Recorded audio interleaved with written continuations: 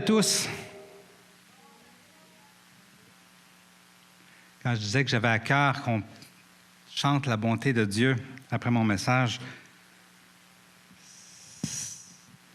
c'est que j'espère que Dieu va pouvoir m'aider à...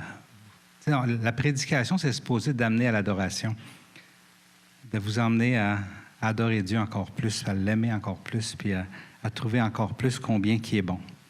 Ça, c'est mon cœur ce matin. Une belle journée de baptême. Je dis toujours que c'est le plus bel événement de l'Église de l'année. Quand il y en a deux, c'est encore mieux. Des baptêmes, parce qu'on sait que ça a commencé même avant que Jésus soit mort et ressuscité par Jean-Baptiste, qui a commencé à baptiser des gens pour que les gens se détournent de leur voie à eux et se tournent vers les voies de Jésus. Et c'était voulu, Dieu voulait ça. Et ensuite, Jésus est venu accomplir ce qu'on avait besoin pour pouvoir suivre les voies de Jésus. Parce que par nous-mêmes, on ne peut pas, et le peuple juif n'a jamais pu par lui-même. Même les gens qui se faisaient baptiser par Jean-Baptiste, il y avait ce désir-là de changer, d'être transformés, mais ils n'y arrivaient pas par eux-mêmes, parce que ça nous prend plus que nous-mêmes. Ça nous prend Dieu pour pouvoir être transformés. Mais Jésus a accompli ce qu'il fallait. Et aujourd'hui, une journée de baptême, c'est ce qui se passe depuis 2000 ans dans l'Église, où Dieu ajoute à l'Église ceux qui sont sauvés et les fait découvrir tout le royaume des cieux. C'est l'entrée dans la famille de Dieu.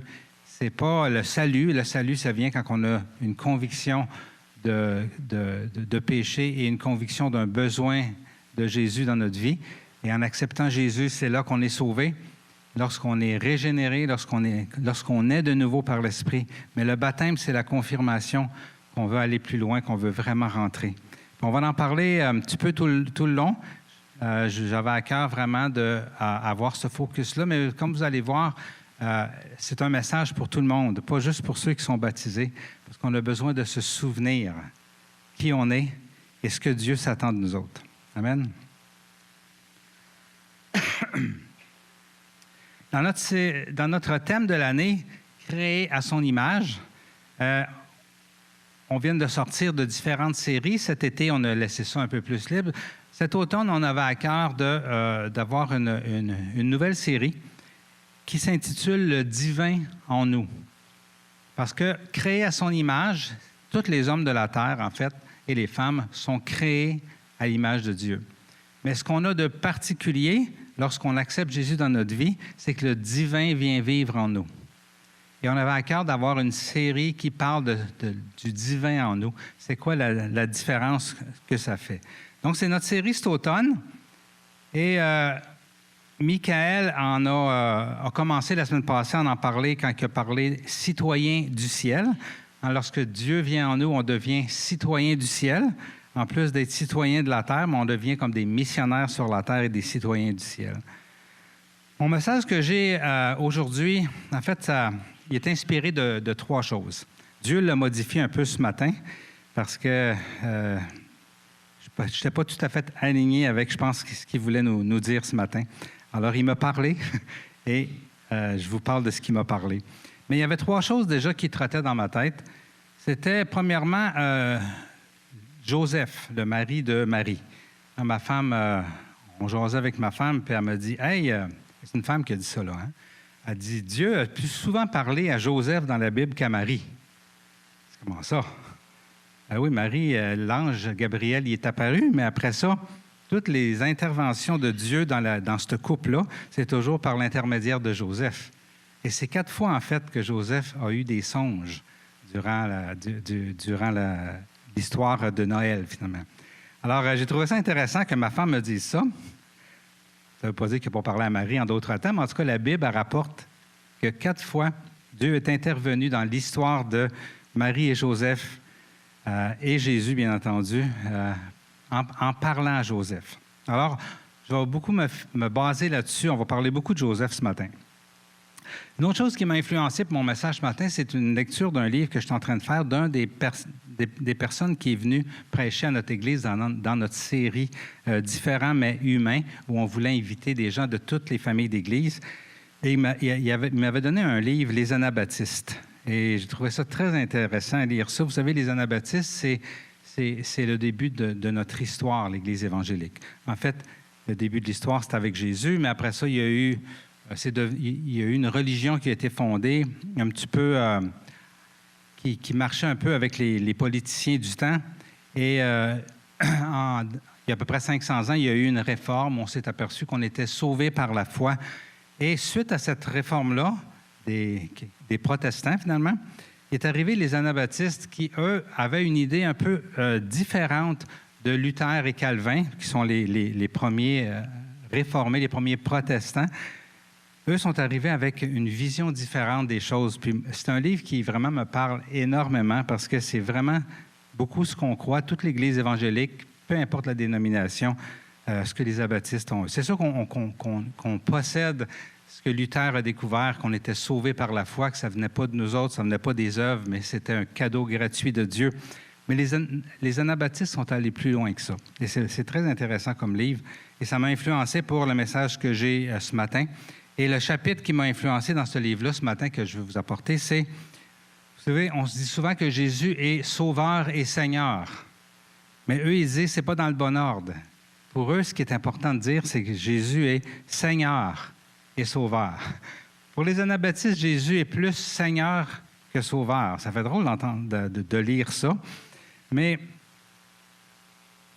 eux, ce qu'ils ont réalisé, c'est que si tu es sauvé, mais que tu ne suis pas vraiment Jésus, bien, ça ne veut pas dire que tu n'es pas sauvé, mais tu ne vas pas loin avec ta foi. Et pour eux, d'avoir Jésus comme Seigneur de ta vie, c'est quelque chose qui est primordial dans la vie du chrétien. On va développer un peu là-dessus. Et bien entendu, la troisième chose qui m'a influencé, c'est les événements qui se passent dans le monde. On sait que ça ne va pas nécessairement bien dans le monde. Il y a des désastres un peu partout sur la planète. C'est sûr qu'on vient de vivre ces quelques années de pandémie avec tous les dommages collatéraux que ça a pu causer. Il y a cette guerre-là qui est commencée en Ukraine tout de suite après.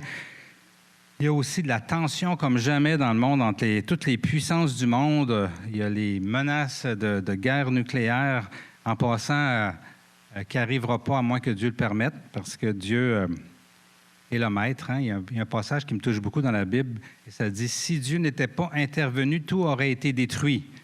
Fait qu'on sait que Dieu peut toujours intervenir et que s'il n'intervient pas, c'est parce qu'il y a un plan en arrière de ça. Alors, on n'a pas à craindre, on sait que Dieu est en contrôle. On entend parler de toutes ces tueries un peu partout dans le monde, des bombes, de la guerre, la mafia, la guerre avec la mafia, des tragédies raciales, surtout, on en entend parler beaucoup au Canada avec nos Autochtones, les tragédies envers les femmes, les féminicides et tous les viols et tout ça, les tragédies avec les enfants, les abus, tout ça. En tout cas, on ne peut pas dire que ça va bien dans le monde. Vous êtes d'accord avec moi? Ça m'a parlé, ça aussi, pour mon message de ce matin. Et on va essayer de voir la foi, le divin en nous, qu'est-ce que ça fait au milieu de l'adversité. C'est pour ça que j'ai appelé mon message ce matin « Maître et Seigneur au milieu de l'adversité », ou on pourrait dire « Maître et Seigneur en tout temps ». Alors, on va parler de notre Seigneur Jésus et de notre Sauveur Jésus. Amen. Vous savez que l'adversité soit mondiale ou qu'elle soit personnelle, parce qu'on vit plein de choses. On vit des maladies, on vit des problèmes relationnels, on vit des choses dans notre famille qui arrivent et qui nous affectent, qui nous attristent. Alors, on est tous touchés personnellement par des tragédies aussi. Et bien entendu, quand on vit ça, les tragédies qui se passent dans le monde deviennent moins importantes parce que on a de la souffrance personnelle et la vie n'est pas facile, que ce soit personnellement ou dans le monde. Mais ce qui est intéressant, c'est que Dieu, au milieu de toutes ces formes d'adversité-là, change tout. Et c'est ça que j'ai à cœur d'explorer, surtout en cette journée de baptême. Où est-ce qu'on trouve les réponses? Dans la Bible. C'est là que sont toutes les réponses. Hein? Révélées par l'Esprit. Donc, la Bible révélée par l'Esprit.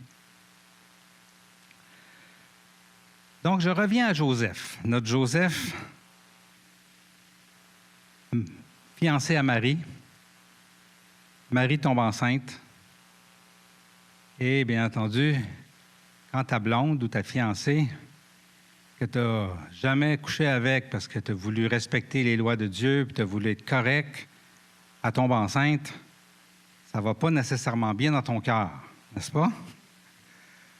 Donc, on ne peut pas dire que Joseph était en paix dans cette première apparition de Joseph dans la Bible. Hein?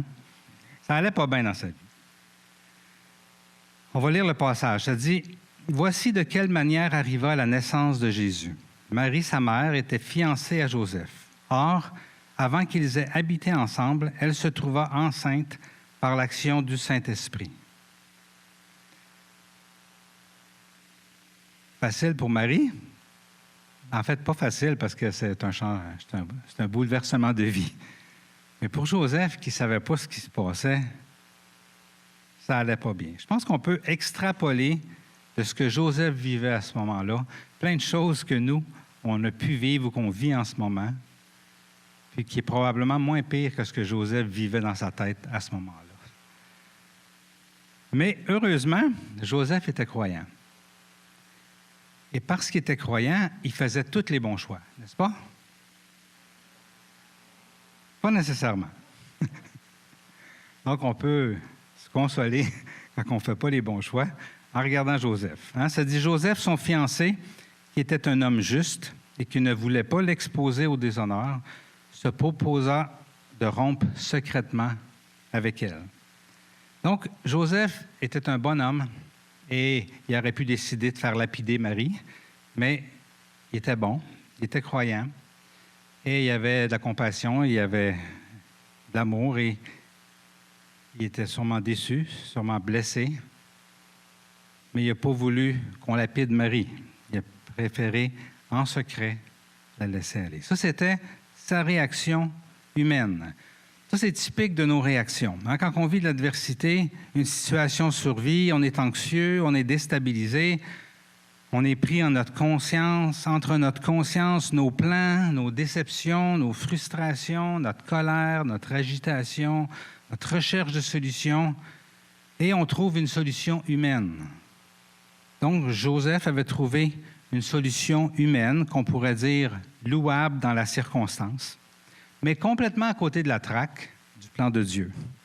Okay? Dieu voulait pas juste une mère pour Jésus qui était pour naître, il voulait un père aussi. Et il a choisi Joseph. Il a choisi Marie, mais il a aussi choisi Joseph.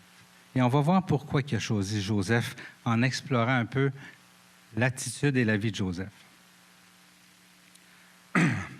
Donc, Joseph agissait selon la loi, selon sa conscience, sa propre réflexion, peut-être selon l'avis de certains amis qui le conseillaient, certains conseillers, mais pas selon la voix de Dieu. Donc, sa façon de faire aurait pu complètement bousiller le plan de Dieu, non seulement pour lui, mais pour l'humanité entière. C'est assez fort, hein? Puis en plus, il n'aurait jamais été en paix tout le reste de sa vie. Il aurait été toujours bouleversé par cette histoire-là qui s'est passée.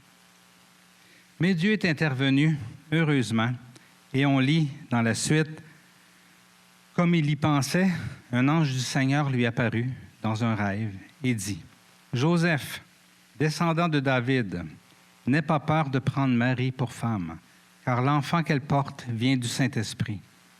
Elle mettra au monde un fils et tu lui donneras le nom de Jésus, car c'est lui qui sauvera son peuple de ses péchés. »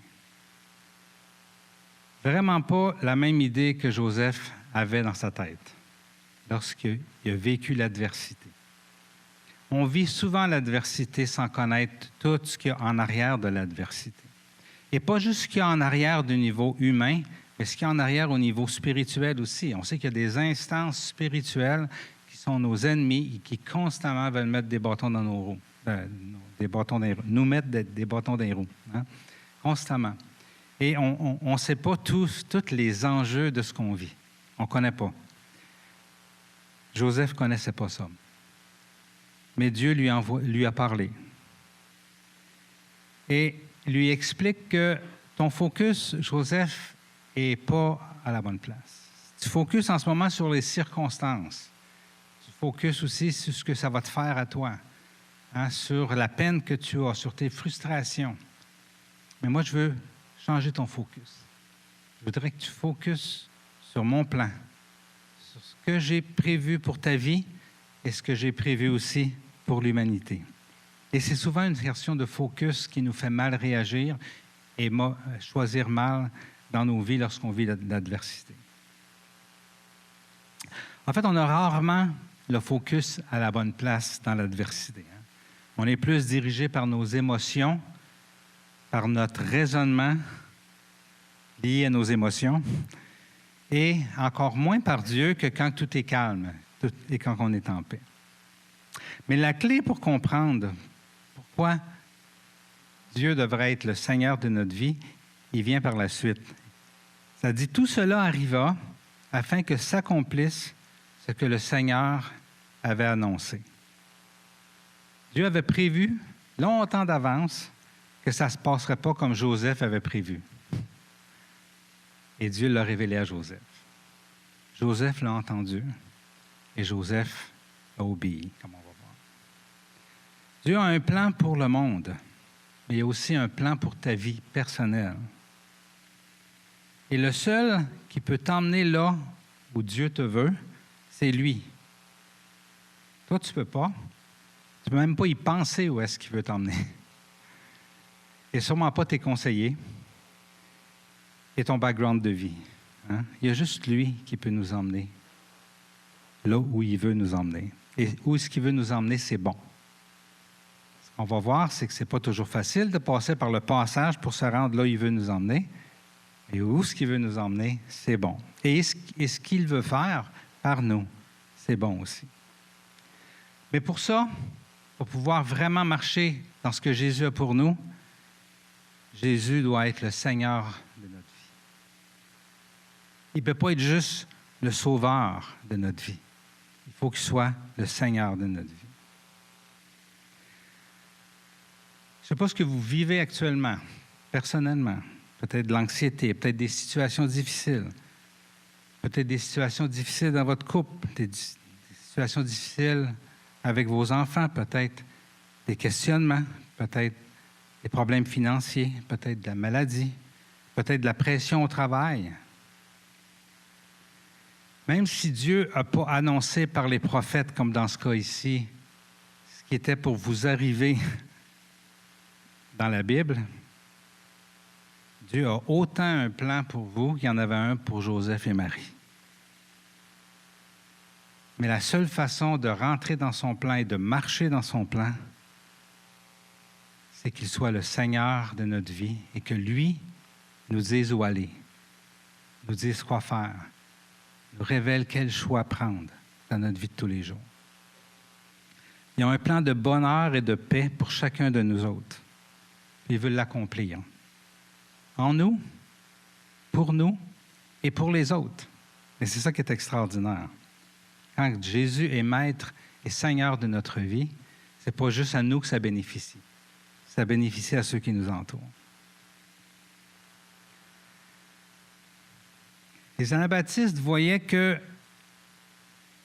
les catholiques étaient sauvés par toutes sortes de rituels. On appelait les sacrements. Le baptême des bébés, la confirmation, la première communion, la communion à tous les dimanches, la messe à tous les dimanches, la confesse et à la fin l'extrême-onction. Il fallait qu'ils accomplissent ces sacrements-là pour pouvoir aller au ciel. Après ça, ils se sont aperçus que les premiers protestants avaient découvert ce trésor que je chéris de tout mon cœur, qu'on est sauvé par la foi, que ça ne dépend pas de nous autres. Quel fardeau qui tombe. Mais il s'est aperçu aussi que le plan de vie que Dieu a pour nous peut juste se réaliser si Jésus est Seigneur de notre vie. Qu'il soit notre Sauveur, ce n'est pas assez. Nos baptisés aujourd'hui, c'est des gens qui sont déjà sauvés. Ils ont déjà été touchés par le Saint-Esprit. Ils ont déjà accepté Jésus dans leur cœur. Mais l'engagement qu'ils font aujourd'hui, c'est que Jésus devienne le Seigneur de leur vie. Ils s'engagent à suivre Jésus pour le reste de leur jour. Et ça, on l'a tout fait, ceux qui sont baptisés. Et ceux qui n'ont pas connu Jésus, je vous dis, dites à Jésus de venir dans votre vie. Vous allez trouver ça capotant, comment que ça change tout. C'est vraiment bon. On s'est tous engagés par le baptême un jour. Mais beaucoup d'entre nous, Jésus n'a pas été le Seigneur, moi inclus. Il n'a pas été notre Seigneur à tous les jours de notre vie. On a pris des détours.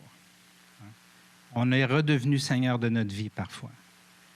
Ou des choses qu'on a lues, des choses qu'on a écoutées, des choses qu'on a vues sur les réseaux sociaux sont devenues les Seigneurs de notre vie.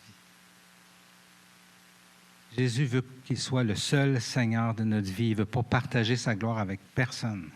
Il ne veut pas qu'on ait d'autres dieux devant lui que lui.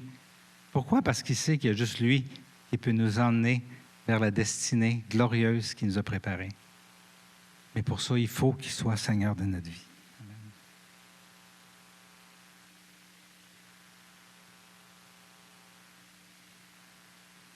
Dans la lettre aux Philippiens que Paul écrit, c'est intéressant ce que ça dit.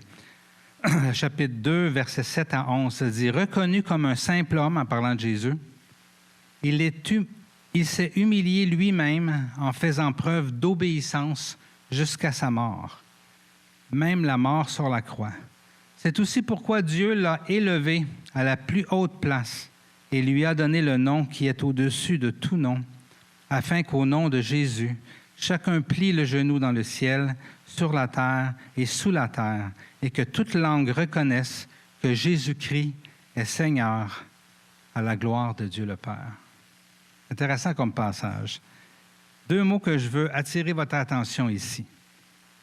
Jésus a vécu l'obéissance toute sa vie. Hein? Ce passage-là met l'emphase sur l'obéissance de Jésus. Et ça dit que c'est à cause de son obéissance que Dieu l'a élevé au-dessus de tout, afin que tous sachent que lui seul, celui qui a obéi toute sa vie, lui seul mérite d'être le Seigneur.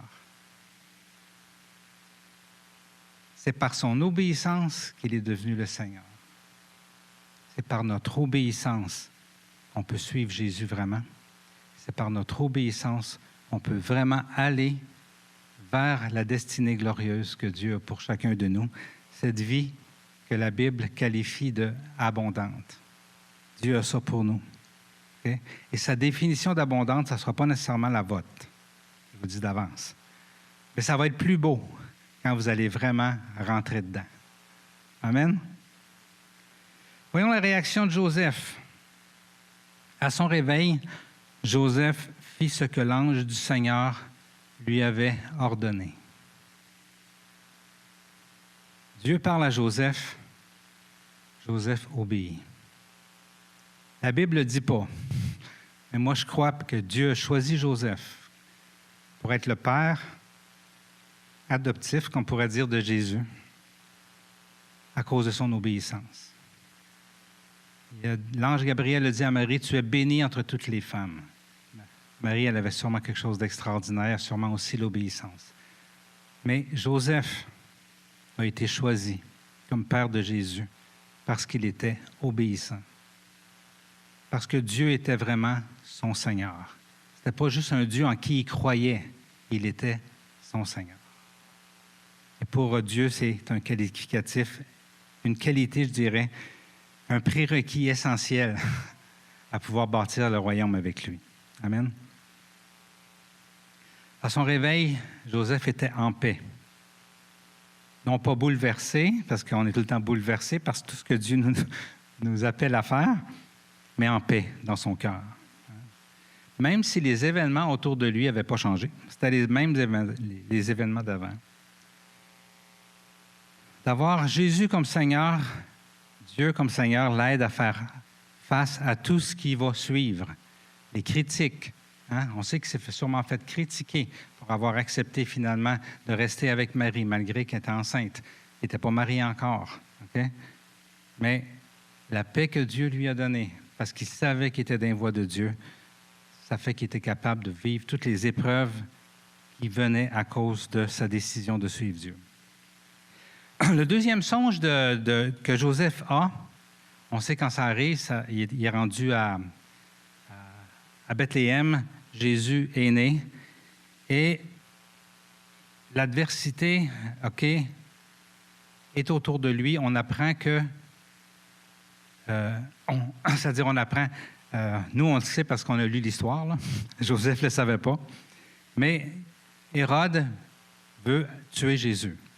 Pour ça qu'il demande aux mages, revenez me dire où ce qui est, moi je vais aller l'adorer, mais son plan c'était d'aller le tuer, parce que c'était un roi annoncé et il ne voulait pas perdre sa position de roi. Il ne voulait pas que personne prenne sa place. Fait que son cœur était d'aller tuer Jésus. Ici, c'est intéressant que Joseph n'est pas au courant, mais parce que Dieu est son Seigneur, Dieu lui dit, pars, hein, et va-t'en, parce qu'on veut tuer ton fils. Ça dit, lorsqu'ils furent partis, un ange du Seigneur apparut dans un rêve, à Joseph et dit, lève-toi, prends le petit enfant et sa mère, fuis en Égypte et reste-y jusqu'à ce que je te parle, car Hérode va rechercher le petit enfant pour le faire mourir. Vous savez, il ne faut pas se mettre la tête dans le sable. Juste pour avoir pris la décision de suivre Jésus, il y a plein de flèches que l'ennemi veut nous lancer. Okay? Et si Jésus n'est pas Seigneur de notre vie, bien, ces flèches-là risquent de nous atteindre. Parce que Jésus ne veut pas que les flèches nous atteignent. Ça dit la Bible, que 1000 tombent à ta droite, que 10 000 tombent à ta gauche, les flèches ne t'atteindront pas. Okay? Ça veut-tu dire que la vie va être facile? Non, la vie ne sera jamais facile sur la terre. Mais les plans de l'ennemi pour détruire notre destinée, ça ne marchera pas contre nous autres si Jésus est notre Seigneur, si on marche avec lui. Okay? Il faut faire attention. Il y a des épreuves qu'on vit, ce n'est pas à cause que Jésus n'est pas notre Seigneur. Les épreuves sont là sur la terre, puis on ne peut pas passer à côté. Il faut juste accepter ça. Les épreuves sont là, puis ils vont en avoir toute notre vie. Okay? Donc, ce n'est pas parce qu'on vit une épreuve, une tragédie, quelque chose de difficile, ce n'est pas à cause de ça que Jésus n'est pas notre Seigneur. Ce n'est pas ça que je suis en train de dire. Par contre, Dieu a une destinée pour nous autres. À travers nos tragédies, à travers les problèmes de cette terre, Dieu a un plan pour nous. L'ennemi veut nous dérouter de ce plan-là. Mais s'il est notre Seigneur, il va nous garder dans ce plan-là. Et malgré toute l'adversité, malgré tout ce qui nous tombe dessus, on va pouvoir continuer, comme Joseph et Marie, dans le chemin que Dieu nous a tracé.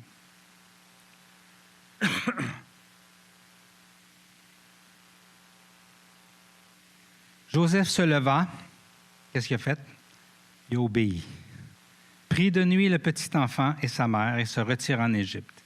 Il y resta jusqu'à la mort d'Hérode, afin que s'accomplisse ce que le Seigneur avait annoncé par le prophète. J'ai appelé mon fils à sortir d'Égypte, afin que la volonté de Dieu s'accomplisse. Dieu a parlé à Joseph afin que sa volonté s'accomplisse. Joseph a obéi parce qu'il croyait que la volonté de Dieu pour lui était meilleure que sa propre volonté pour lui-même. On se dirait, tout va bien dans le monde maintenant que Joseph a obéi à Dieu. La réalité, c'est que ça a été pire. À cause que Joseph a obéi à Dieu, à cause que Dieu lui a dit de partir, okay, Hérode a décidé de tuer tous les enfants en bas de 2 ans. Spécial quand on pense à ça.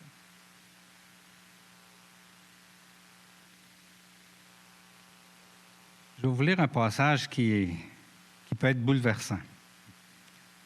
Ça dit, « Alors s'accomplit ce que le prophète Jérémie avait annoncé. On a entendu des cris à Rama, des pleurs et de grandes lamentations.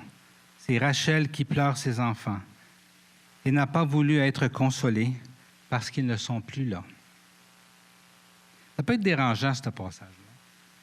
Des centaines d'années avant Jésus, Dieu savait que Hérode irait tuer des centaines d'enfants. Et c'est arrivé quand même. Ça vous dérange-tu? Plus on connaît Dieu, moins ça nous dérange. Parce qu'on sait que Dieu est bon. En fait, tout ce que ça nous dit, c'est que le ciel, c'est pas sa terre. Le ciel, c'est au ciel. Sur la terre, il y a des désastres, il y a des guerres, il y a des tremblements de terre, il y a de la maladie, il y a des horreurs. C'est ça la terre. Dieu a annoncé que c'était pour arriver. Parce que l'homme est méchant. Et l'homme crée des choses méchantes. Okay. Dieu a un plan. Son plan, c'est de nous délivrer. Pas de nous délivrer d'Hérode, ni des Romains, comme les disciples de Jésus auraient tellement espéré, auraient tellement voulu. Le plan de Jésus, il a toujours dit, c'était quoi son plan? C'est de nous délivrer du péché. Parce que quand même que Dieu nous délivrait d'Hérode, quand même qu'il nous délivrait des Romains et de toutes les personnes méchantes du monde, quand même qu'il ferait ça, on ne serait pas libre, comme on a chanté au début, libéré. On ne serait pas libre, on serait encore esclave du péché. Donc, le plan de Jésus, c'était de nous libérer du péché. Amen. Et de devenir notre Seigneur, afin de nous emmener dans la destinée glorieuse qu'il y a pour nous autres. L'humain vit sur terre des tragédies depuis la chute d'Adam et Ève. Et ça ne va pas changer. Donc, la prochaine fois qu'une pensée nous vient, comme c'est populaire au Québec de dire « Qu'est-ce que j'ai fait au bon Dieu pour que ça m'arrive? » C'est pas à cause de Dieu. C'est parce qu'on vit sur la terre. C'est juste ça le problème. Mais Dieu a promis de nous accompagner dans notre route, d'être toujours avec nous jusqu'à la fin des temps, d'intervenir selon son plan parfait. Amen.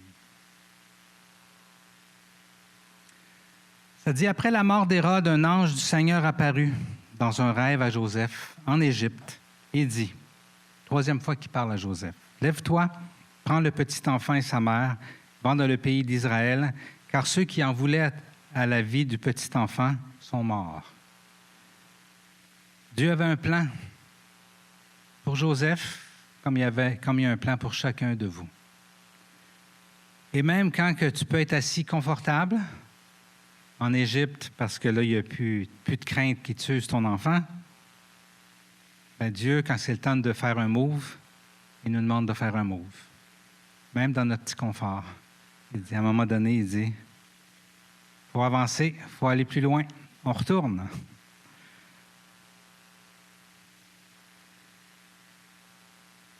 Pourtant, il ne retournait pas dans Watt, là. Les Romains continuaient de contrôler. C'était encore un dictateur qui était là au pouvoir. Mais c'est là que Dieu voulait son enfant. Dieu ne nous envoie pas dans de la Watt. Il nous envoie là où son plan se déroule. Et chacun de nous, lorsqu'on est appelé de Dieu, il ne faut pas s'attendre que Dieu... On aime beaucoup le psaume 23. Il nous amène vers de verts pâturages. Mais on oublie les autres passages par où il faut passer pour arriver là. Des fois, il faut passer par retourner dans des endroits où on a besoin de retourner. Joseph doit retourner en Israël. C'est là que le plan pour Jésus est déjà dessiné. Jésus, notre Seigneur, lui, il ne regarde pas les circonstances, il regarde son plan, il regarde l'amour qu'il y a pour nous et il regarde la destinée qu'il y a pour chacun de nous. Amen. Et plus on est proche de lui, plus on risque de comprendre ce qu'il veut pour notre vie. Il est sauveur de notre vie, mais s'il est Seigneur, on va être obligé de s'arrêter puis essayer de l'écouter. Dans 2 semaines, on a une semaine où on veut appeler l'Église à s'arrêter, prendre du temps, chercher Dieu. On fait ça tous les automnes, une semaine dans sa présence, où on va chercher Dieu ensemble, La salle va être ouverte ici si les gens veulent prier ensemble. Il y a des gens qui peuvent prier aussi chez eux, mais on veut vraiment prendre une semaine où ce que toute l'Église dit, cette semaine, on cherche encore plus la face de Dieu. On met quelques loisirs de côté puis on cherche sa face. Quand on est proche, on a plus de chances d'entendre Dieu. Amen. Encore une fois, Joseph écouta, se leva, prit le petit enfant et sa mère et alla dans le pays d'Israël.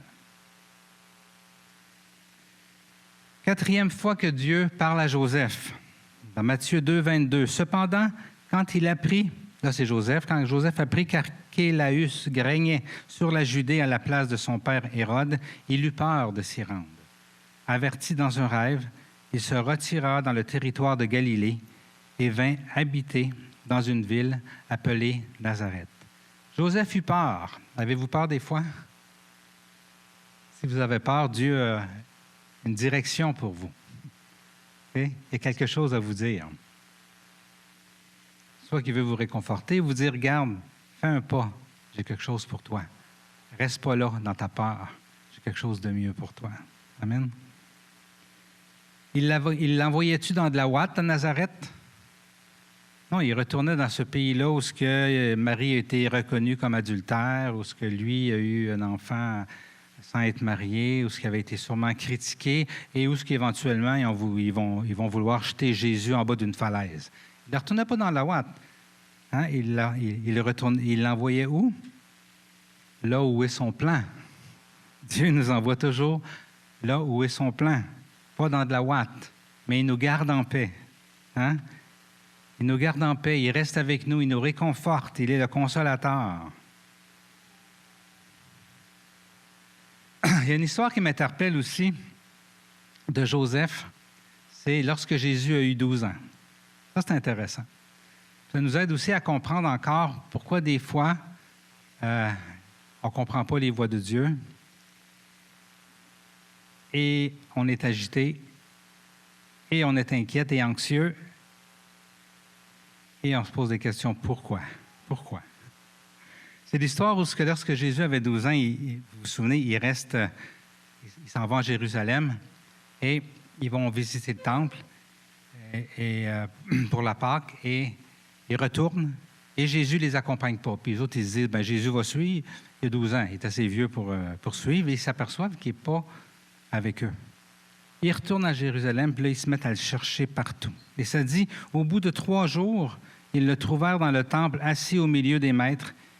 Il les écoutait et les interrogeait. Tous ceux qui l'entendaient étaient stupéfaits de son intelligence et de ses réponses. Quand ses parents le virent, ils furent frappés d'étonnement, et sa mère lui dit, « Mon enfant, pourquoi as-tu agi avec nous? Pourquoi as-tu agi ainsi avec nous? Ton père et moi, nous te cherchions avec angoisse. » Jésus a beau être ton Seigneur, Dieu a beau être ton Seigneur, ça ne nous empêche pas de vivre des moments d'angoisse. Hein? C'est sûr que le focus de Joseph au moment où il était angoissé de Marie n'était pas sur le plan de Dieu. Il était sur la situation. Notre petit de 12 ans, il s'est perdu, il s'est-tu fait voler, qu'est-ce qui est arrivé? Hein?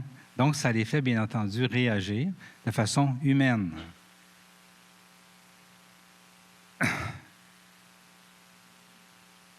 Jésus répond, « Pourquoi tu es stressé, maman?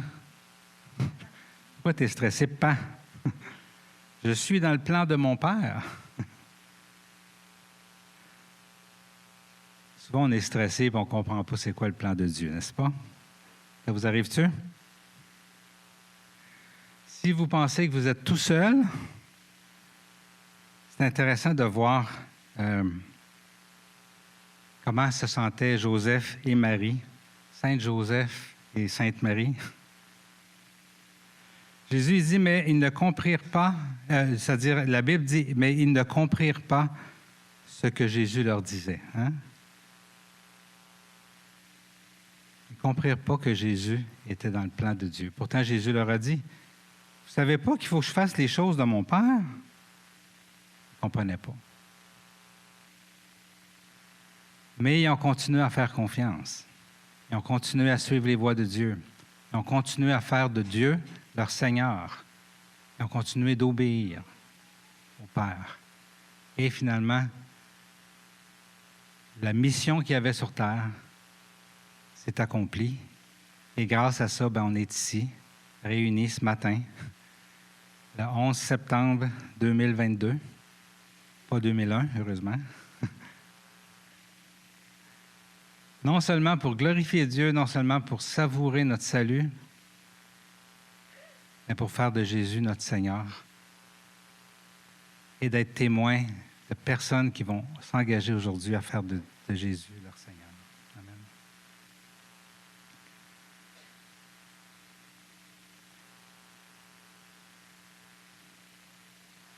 Amen.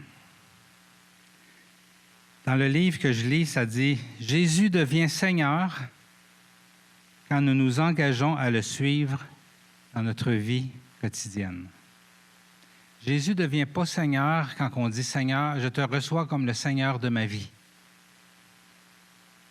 Il devient Seigneur la journée ou chaque jour qu'on décide de le suivre dans notre vie quotidienne. On est humain. Chacun de nous autres, on a des journées où ce que Jésus n'est pas le Seigneur de notre vie. Jésus veut nous rappeler ce matin. Je veux être le Seigneur de votre vie parce que je suis bon. Je vais inviter le groupe de louanges. Je voulais vraiment qu'on chante ce chant-là. Je veux être le Seigneur de votre vie parce que je suis bon, parce que j'ai des plans de paix et de bonheur pour vous, que vous ne comprenez pas toujours. Parfois, il faut passer par des moments difficiles, des situations difficiles, des contextes difficiles. Il faut vivre sur la terre où tout va mal. Pour ça, il faut ça.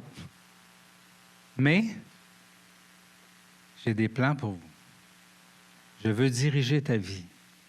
Je veux amener ta vie jour après jour dans ta destinée. Et ta destinée, je l'ai dessinée et elle est bonne pour toi. Ta situation actuelle aujourd'hui, tu ne la comprends peut-être pas. Mais tu es en route. Comme Joseph, il a fallu qu'il aille faire recenser, répondre au recensement alors que sa femme était prête à accoucher. Il fait cette longue route-là avec elle. Comme Joseph, qui a vécu l'adversité, qui a vécu des frustrations, qui a vécu des moments où il s'est demandé où est-ce qu'il est Dieu dans tout ça. J'ai des plans pour toi. Je veux te parler comme j'ai parlé à Joseph. Je veux te donner la direction. Je veux le faire des fois quand tu ne comprends plus rien et que tout va mal. Je veux le faire aussi des fois quand tu es confortable. Je ne veux pas que tu restes là confortable puis mourir de confortabilité. J'ai quelque chose de plus grand pour toi. Je veux le faire quand que tout semble mal aller. Je veux le faire quand que ça va bien et que tu as besoin de faire des pas à droite ou à gauche. Je t'aime. Crois en ma bonté, dit le Seigneur. Et si tu fais de moi vraiment, à chaque jour de ta vie, le Seigneur de ta vie, l'adversité va être là quand même. Mais je vais t'emmener par la main. Tu vas être en paix parce que tu vas savoir que je suis avec toi. Tu n'auras pas peur des choses qui semblent épeurantes parce que je te tiens par la main. Et crois-moi, sois-en certain, là où je t'amène, c'est bon. C'est là que la vie abondante que je t'ai promis existe. Et c'est là qu'est ta destinée glorieuse. La destinée qui non seulement va être bonne pour toi, il va faire que tu vas avoir une vie rassasiée, mais en même temps, cette destinée qui va toucher, sans même que tu t'en rendes compte, des dizaines, des centaines et des milliers de personnes autour de toi et par toi. Fais de moi, renouvelle ce vœu. Fais de moi le Seigneur de ta vie. Amen.